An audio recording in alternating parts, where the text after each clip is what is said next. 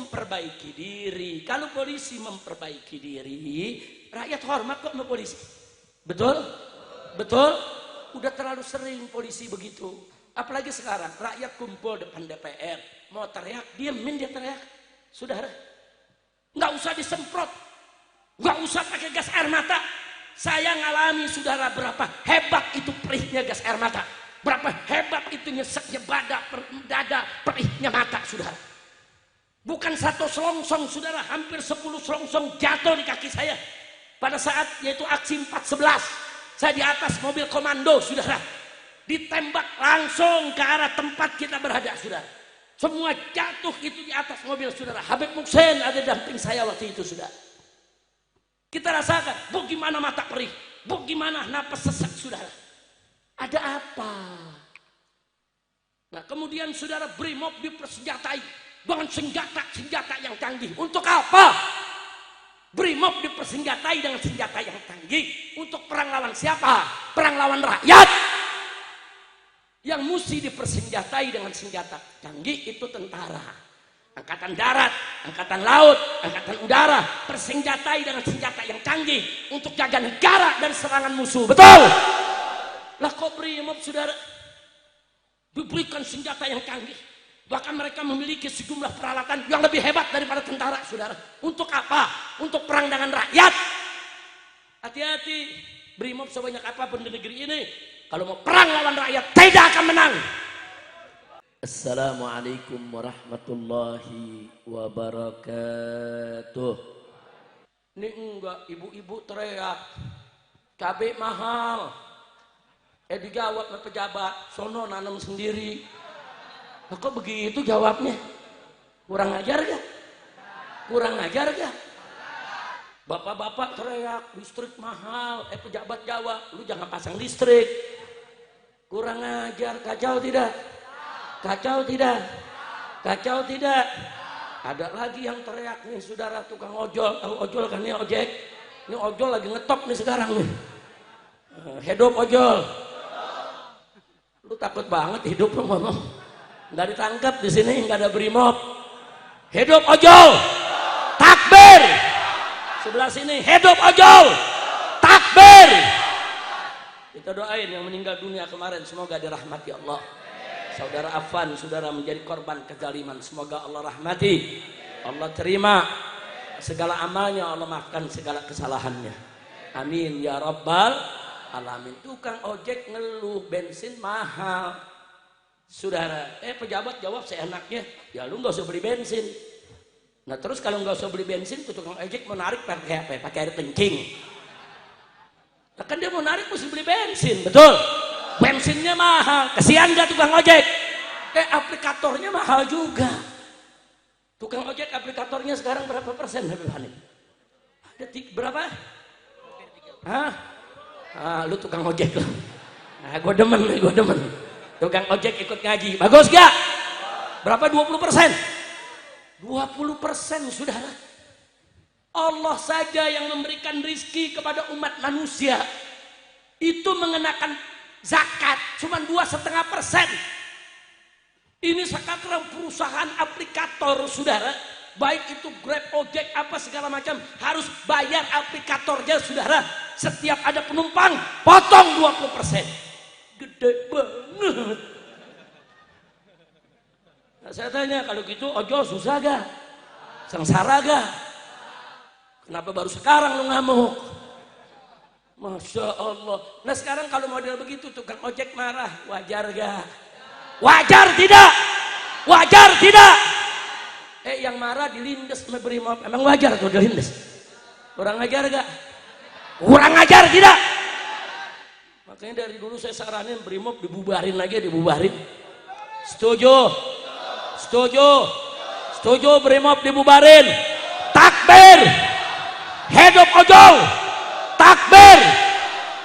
Tapi jangan hidup-hidup besok lu ada pansor lu begini dilindas lagi, jangan. Jaga diri, jaga keselamatan. Betul? Betul? Nah, tapi sekarang semua jadi terbuka dengan peristiwa ini. Saudara, kalau ada protes dari rakyat, itu hadapi dengan baik, dengan santun. Saudara, Ini mahasiswa teriak-teriak di mana-mana, Indonesia gelap, Indonesia gelap.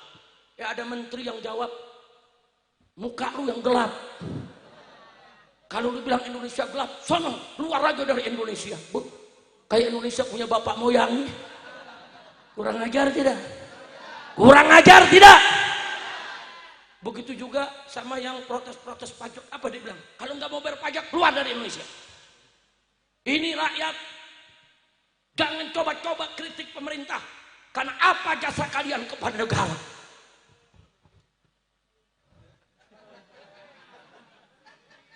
Pusing. Udah jangan diterusin dah. Udah kira mana udah gigi 2 masalahnya. Gua naik gigi 3, kacau balau ntar. Terus lanjut. Saudara, siapa bilang nih rakyat nggak punya jasa sama negara? Jaga kecengoran lu. Jangan lu sembarang ngomong. Saya mau tanya ini semua nih, jujur nih semua, ibu, bapak, semua jawab. Saya mau tanya, kita bayar listrik PLN, ada pajaknya gak? Jawab yang kompak, ada pajaknya gak? Bayar air, ada pajaknya gak? Beli segala makanan itu di mini-market, ada pajaknya gak? Makan di restoran, ada pajaknya gak? Ini anak-anak muda beli peci, ada pajaknya gak? Ibu-ibu beli jilbab, beli kerudungnya semua, ada pajaknya tidak? Semua. Sampai ibu-ibu beranak tuh, anak baru trit keluar, pajak ada. Ada pajak, melahirkan dengan pajak juga. Gila nih negeri, cuma buang angin yang belum ada pajaknya. Makanya sebelum ada pajak, buang angin dah yang banyak. Dikit lagi bakal ada pajak, hatta betahak lagi ada pajak yang dah. Kacau tidak? Kacau tidak? Nah itu yang membuat rakyat marah, saudara. Begitu rakyat marah, bukan dijawab, marah pajak dinaikin. Menterinya pakai jawab. Pajak itu kan sama dengan zakat. Ayo rame-rame. Lu nya yang kompak dong. Ayo lagi. Bu, lagi bu. Lagi. Tuh orang kalau dijain sakit hatinya dalam. Saya dulu masih kecil, kalau lagi berantem nih sama orang, biar kata kita menang, terus teman-teman ngeledek kita, itu sakit hatinya 7 turunan loh. Lu paham nggak? Orang Betawi kan kalau ngeledek orang begitu, ayo rame-rame. Waktu ngomong, bu, katanya pajak sama ame zakat. Katanya pajak sama ame zakat. Penting jeng. Pajak sama ame zakat. Astagfirullahaladzim. Kacau tidak? Sikat aja bu ya. Zakat itu dalam Islam dikenakan buat orang-orang kaya. Yang miskin nggak wajib zakat. Kecuali zakat fitrah. Itu pun kalau ada sedikit kelebihan dalam makanan pokoknya, saudara. Dan zakat itu diambil dari orang kaya, diberikan kepada orang miskin. Itu zakat. Adil tidak Allah? Bagus tidak Islam? Indah tidak ajaran Nabi? Sallu ala Nabi. Kalau pajak enggak. Pajak diambil dari si kaya, bahkan dari si miskin. Bahkan tadi saya sudah buktikan, anggota dewan enggak ditarik pajak. Yang miskin ditarik pajak, saudara. Sampai tukang ojek dikenain pajak juga. Coba kita lihat, jadi orang miskin diambil pajak buat ngempanin orang kaya. Maka itu saya tanya, pajak zakat sama atau beda? Sama atau beda?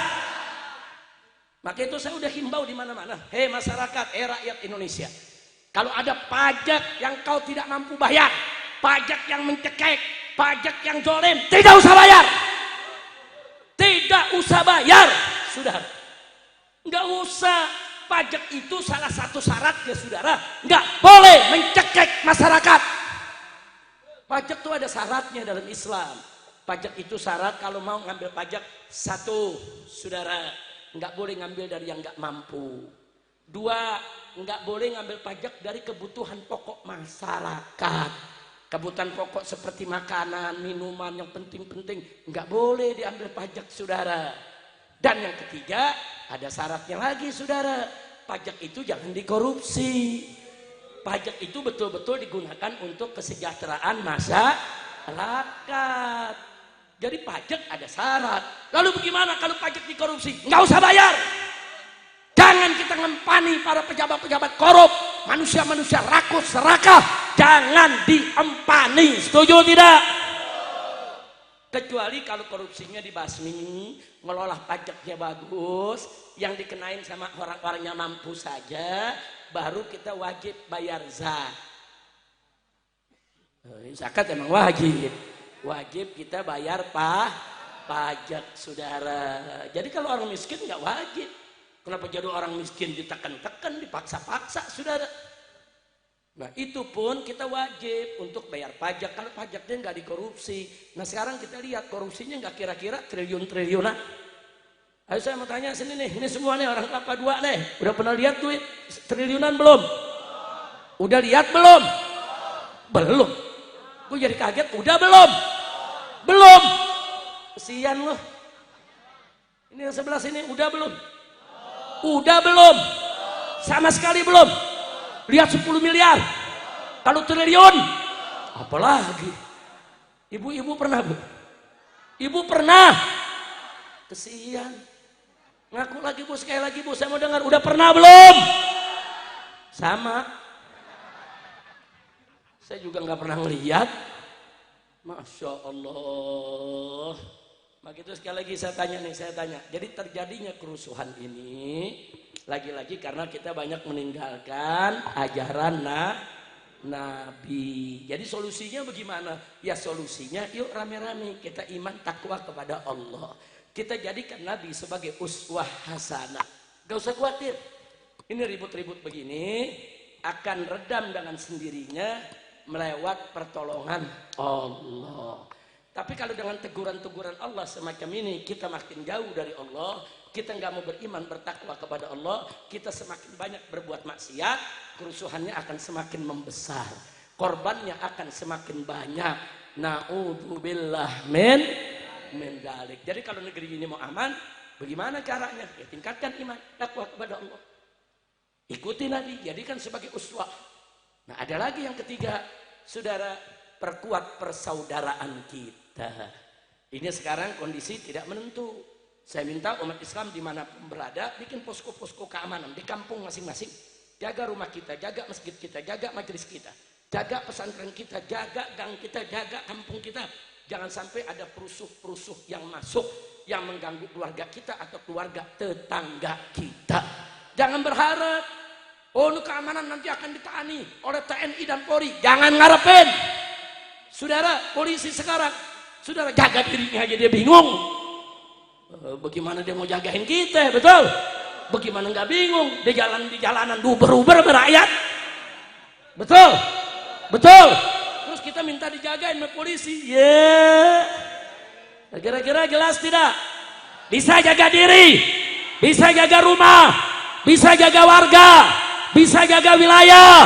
Takbir. Sallu ala Nabi. Terus ada yang nanya, Habib kita turun kapan? Lu udah gatal turun lu. Jawab jangan. Jawab jangan. Umat turun gak turun, ini umat Islam nih yang ngaji nih. Ikuti komando ulama. Kalau ulama belum kasih komando, jangan turun. Sebab apa? Sekarang banyak kepentingan menunggangi semua gerakan, saudara. Masing-masing punya kepentingan politik. Tapi nggak usah khawatir. Habaib dan ulama yang istiqomah tidak akan meninggalkan umat, tidak akan melupakan rakyat, tidak.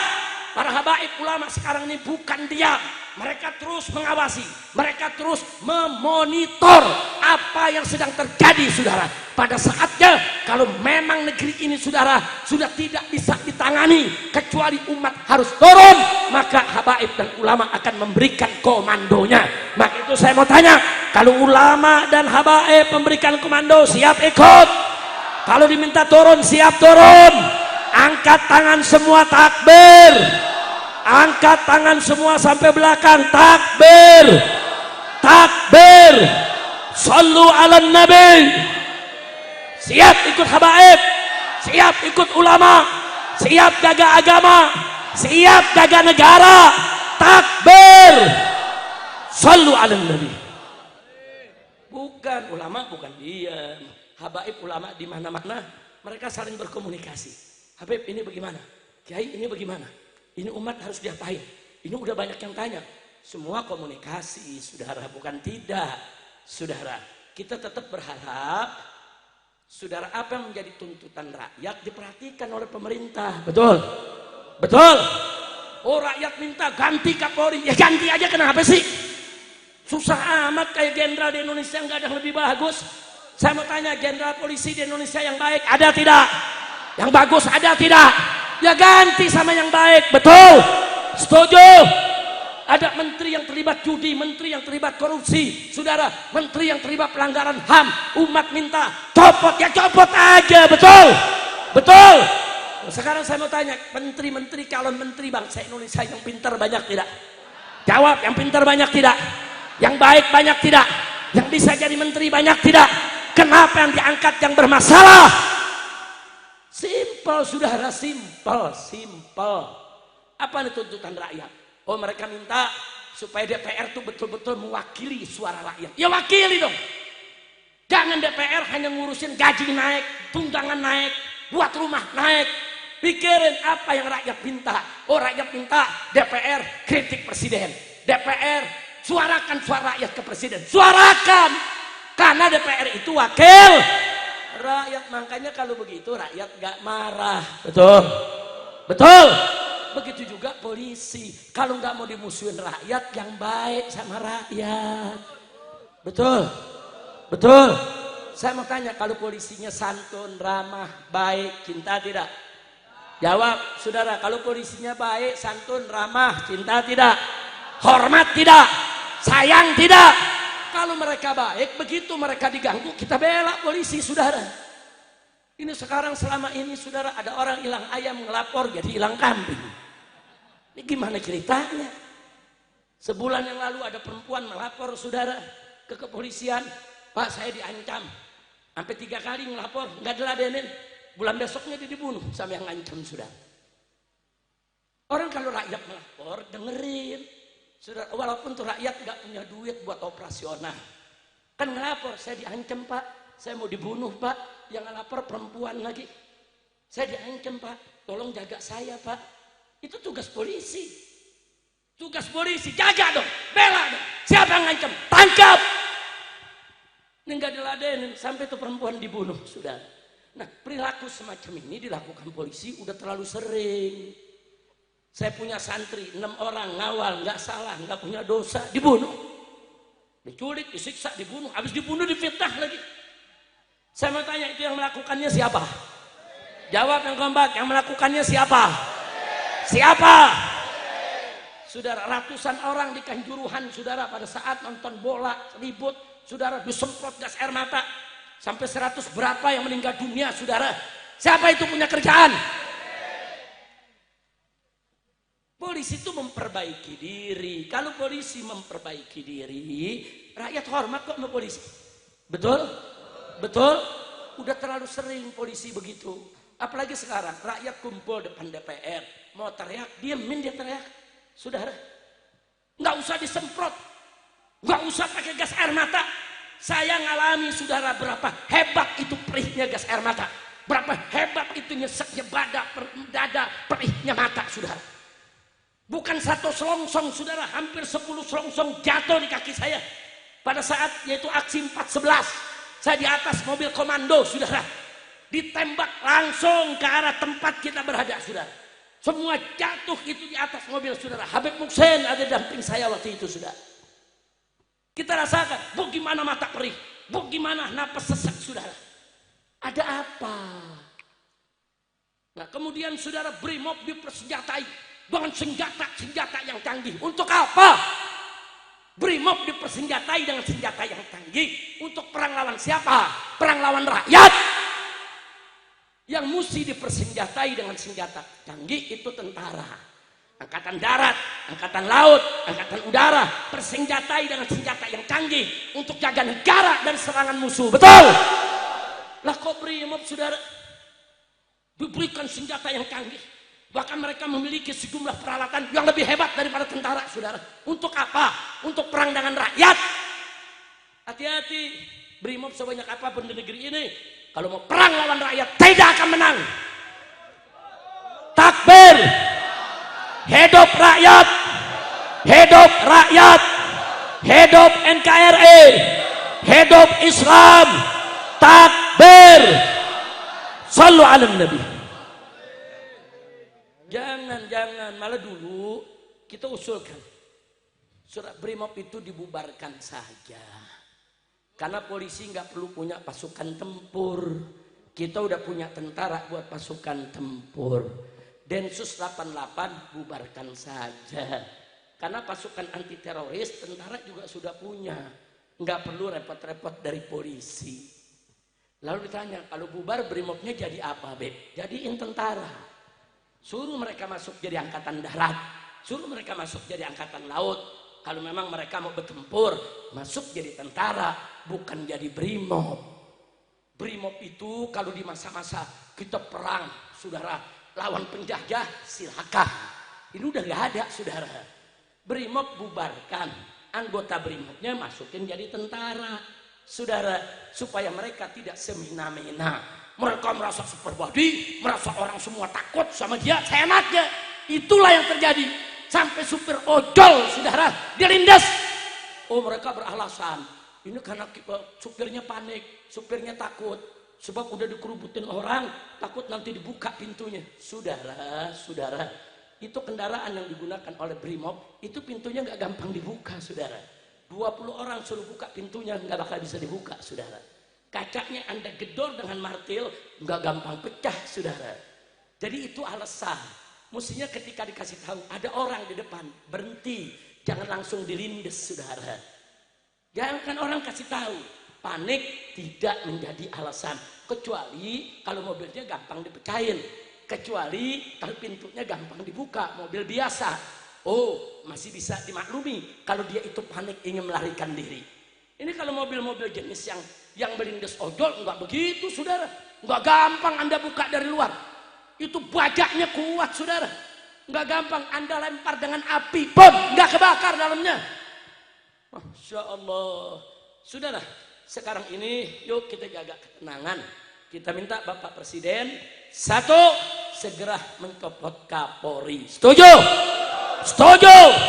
Yang kedua, Presiden supaya segera mengganti semua menteri-menteri dari geng Jokowi, berhentikan.